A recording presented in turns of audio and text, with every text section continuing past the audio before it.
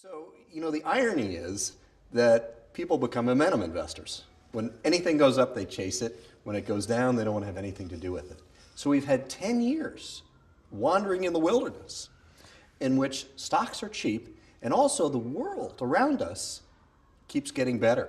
And so I think that, Consuelo, if we look forward, stock returns will probably be pretty good, especially compared to other assets. So what's better about the world? I'm looking at kind of, Europe falling apart. I'm looking at, gridlock in Washington. I'm looking at even China, Brazil, India. Their growth rates are slowing. They've got problems there. What's better?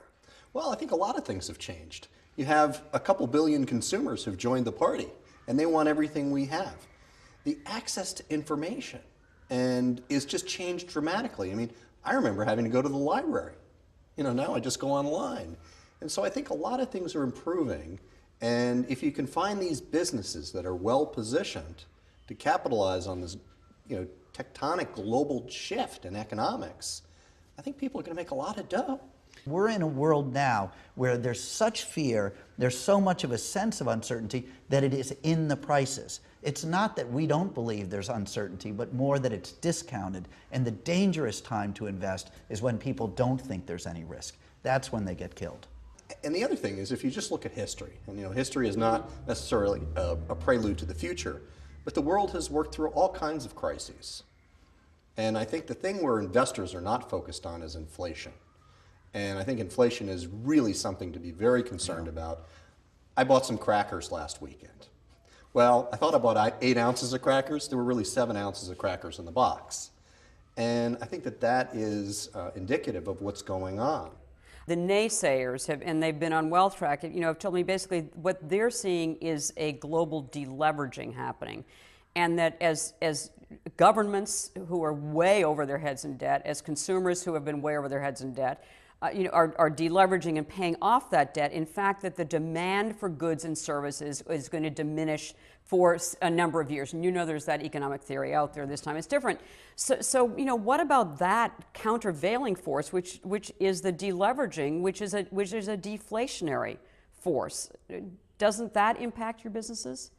Chris? Well, let's start with a company that we both like, right. Nestle. Now, do I really think that Nestle is going to sell less product in 3 years than it sells today?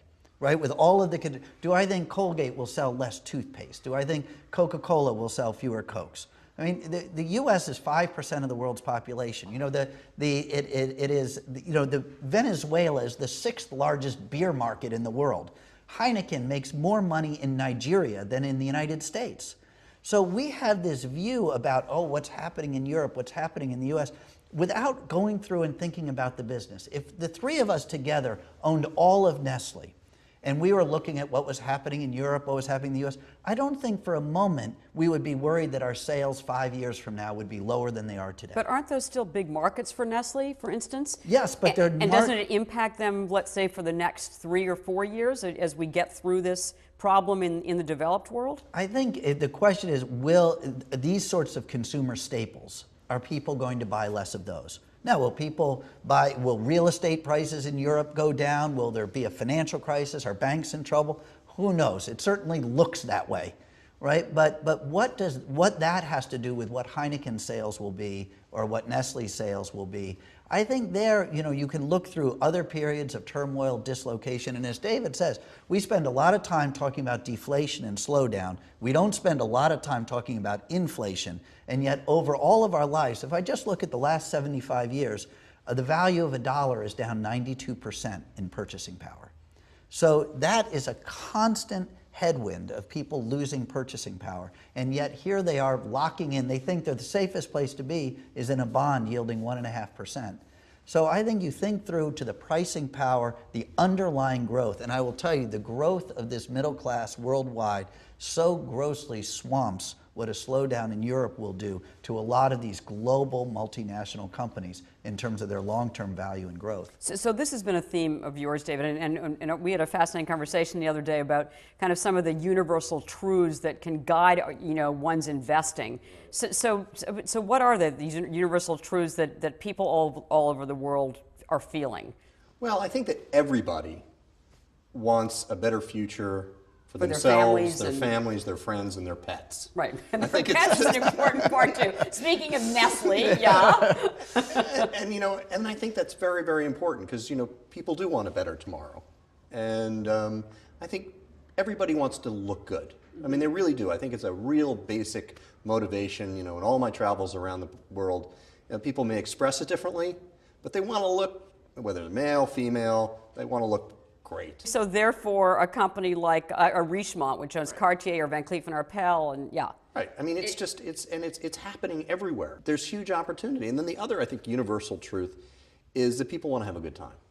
And it's really, you can only be gloomy so much.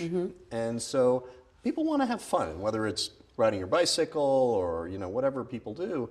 And so a company that is in the Wintergreen Fund that exemplifies that is something like Genting. Genting. All right. And explain to our viewers what Genting is, because they probably don't know. It was a small Malaysian conglomerate that had a gaming business, still has a gaming business in Malaysia, and they diversified. They have a duopoly in Singapore. They now have Aqueduct here in Queens, and it's incredible. And who would have thunk that a little Malaysian company would end up being a huge global success? And they're great.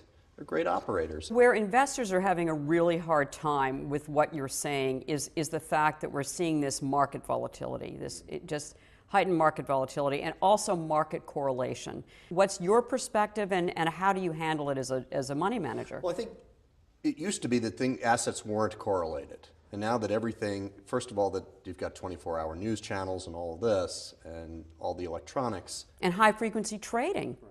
But I think what we do is we try to take advantage of the volatility. And a lot of the principle goes back to what Ben Graham wrote about in the 1930s, which is or now we call it Mr. or Ms. market.